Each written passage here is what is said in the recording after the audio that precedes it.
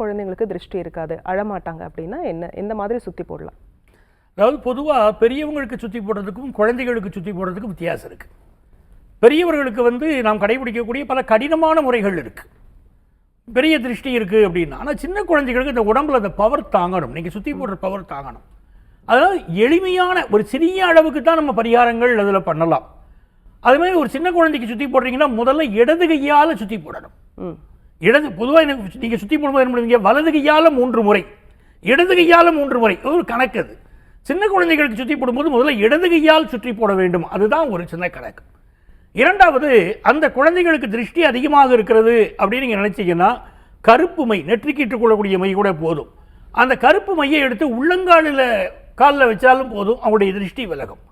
குழந்தைகள் தூங்குகிற போது அந்த துளிக்கு கீழே நீங்கள் போடக்கூடிய பெருக்குமாறு, விளக்குமாறுன்னு சொல்கிறோம் பாருங்க, அதை போட்டு வைத்தாலும் போதும், திருஷ்டிகள் துர்சக்திகள் எல்லாமே விலகும்.